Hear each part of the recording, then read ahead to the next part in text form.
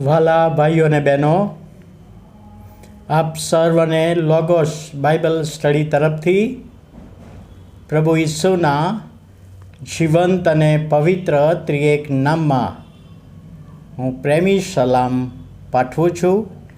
આજનો દિવસ 5મી ઓક્ટોબર 2024 અને શનિવારનો આ નવો દિવસ આપણા જીવનોમાં પ્રભુએ બતાવ્યો.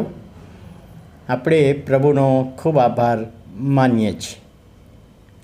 આજે જે વચન ને પ્રોમિસ આપણે જોવાના છીએ તો 78મું ગીત, એની પહેલી કલમ. હે મારા લોક, મારો નિયમ સાંભળો, મુખના શબ્દો પર કાન ધરો. અને ચોથી કલમ કહે છે, આશ્ચર્યકારક કામો આવતી પેઢીને જણાવો. બહુ અદ્ભુત બાબત આ ગીતમાં આપણને જોવા મળે છે. આશાપનું આ ગીત ઇઝરાયલના ઇતિહાસમાં સૌથી મહાન જે ગીતોમાંનું આ એક ગીત છે. તેનો હેતુ શું છે? આ 78માં ગીતનો હેતુ છે કે ભૂતકાળના જે બનાવો બન્યા છે એમાંથી બોધપાઠ લેવાનો છે, એમાંથી શિક્ષણ પ્રાપ્ત કરવાનું છે. જે આજ્ઞા આપણને આપવામાં આવી છે તે પ્રમાણે આપણે એ આજ્ઞા પૂરી કરવી જોઈએ. જો આપણે આજ્ઞા પૂરી કરતા નથી તો આપણે દોષિત ઠરીએ છીએ પ્રભુની નજરમાં. પ્રશ્ન આપણને થાય કે કઈ આજ્ઞા? ઇઝરાયેલી પ્રજાને 10 આજ્ઞા આપી. હવે 10 આજ્ઞાની વાત આવી એટલે હું તમને જણાવું કે 2 દિવસ પહેલાં એક સમાચાર મેં વાંચ્યા કે પ્રદેશમાં 10 આજ્ઞાઓ ઘણી બધી જગ્યાએ એને મૂકવામાં આવી. ત્યારે લોકોએ વિરોધ કર્યો. કેમ આ 10? યહૂદી પ્રજાને તો ઘણી બધી આજ્ઞા આપી હતી, 400 કરતાં વધારે આજ્ઞા હતી, તો આ 10 આજ્ઞા જ કેમ? આખો વિવાદ થયો.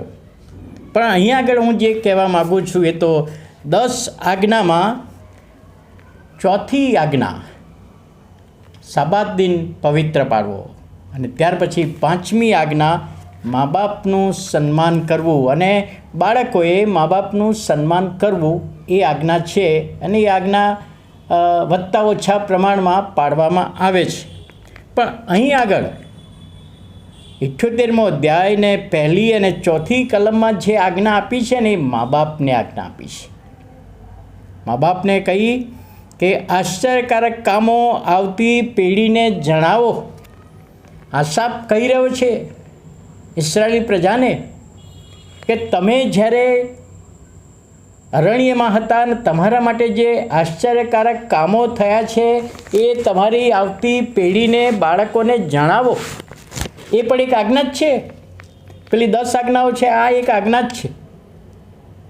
ચોથી કલમમાં લખ્યું છે કે આશ્ચર્યકારક કામો બાળકોથી સંતાડશો નહીં.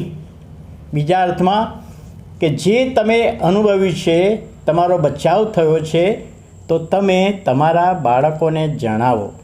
આજની તારીખમાં પ્રભુ આપણને કહી રહ્યા છે મા બાપને કે મા બાપના જીવનમાં, ઇસ્રાયેલી પ્રજાના જીવનમાં તો બન્યું, પણ આજના મા બાપના જીવનમાં જે બન્યું હોય, જે આશીર્વાદો મળ્યા હોય, જે તકલીફો પડી હોય, પ્રભુ એમાંથી બહાર લાવ્યા છે તો બાળકોને જણાવીએ. હવે દાદા દાદી તરીકે પૌત્રો પૌત્રીને પણ જણાવીએ, એવું અહીંયા કહેવામાં આવ્યું છે. અને 5મી કલમમાં કહે છે તમારા દીકરાઓને જણાવો, દીકરીઓને જણાવો. 6ઠ્ઠી કલમમાં કહે છે આવતી પેઢીને જણાવો, એટલે હવે પછી થનારા બાળકોને જણાવો.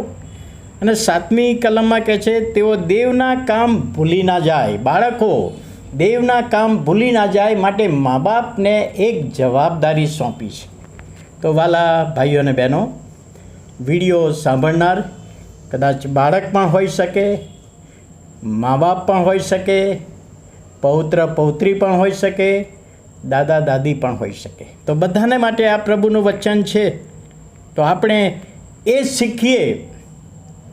ઇસ્રાયેલી પ્રજાને શિક્ષણ આપવા માટે કહ્યું તો એ જ વચન આજે તમને ને મને પણ શિક્ષણ આપવાને માટે કહે છે કે મા બાપનું સન્માન તો કરીએ, પણ મા બાપોએ પોતાના બાળકોને ઈશ્વરની વાતો કહેવાની છે. ઈશ્વરે એમના જીવનમાં શું કાર્ય કર્યું. અમે ગામડામાં હતા અને ત્યાંથી અમને શહેરમાં લાવ્યા, અમે ભણવામાં તકલીફ હતી અને લોકોએ મદદ કરીને અમે ભણ્યા અને આજે સારી જગ્યા પર નોકરી કરીએ છીએ. એ બાબત બાળકોને કહેવાની જરૂર છે, થનાર બાળકોને પણ કહેવાની જરૂર છે. અને એ આજ્ઞા અહીંયા આગળ સોંપી છે. જો તિમોથેના પત્રમાં આપણે વાંચીએ છીએ ને, તો લોઈસ દાદીએ પોતાની દીકરી યુનિકાને પ્રભુનું નામ આપ્યું. પ્રભુએ મહાન કાર્યો મારા માટે કર્યા. એ યુનિકાએ પોતાના દીકરા તિમોથીને જણાવ્યું અને તિમોથીએ ઘણા બધા લોકોને જણાવ્યું. એટલે ચેઇન ચાલે છે. તો આ વચન દ્વારા પ્રભુ આપણને શિક્ષણ આપવા માગે છે, યાદ કરાવવા માગે છે કે આપણે પ્રભુના માટે, પ્રભુએ જે આપણા માટે કર્યું છે તો બીજાને, બાળકોને કહીએ, એમના બાળકોને કહીએ અને પ્રભુનો મહિમા પ્રગટ કરીએ. તો આવો આપણે પ્રાર્થના કરીએ. વાલા પ્રભુ, અમે તમારો આભાર માનતા તમારા નામને ધન્યવાદ આપીએ છીએ, તમારા નામની સ્તુતિ કરીએ છીએ આજના દિવસને માટે. અને મા બાપ તરીકે પ્રભુ, આજે તમે જે બાબત અમને બતાવી, જે આજ્ઞા આપી, અમે કદાચ પાડવામાં નિષ્ફળ ગયા હોઈએ તો હવેથી પ્રભુ અમે અમારા બાળકોને શીખવીએ, સમજાવીએ અને જણાવીએ, સાક્ષી આપીએ. પ્રભુ, આ બાબત અમારા જીવનને આશીર્વાદિત કરો. ઈસુ અમારા પ્રભુના નામમાં સાંભળો, માન્ય કરો. આમેન.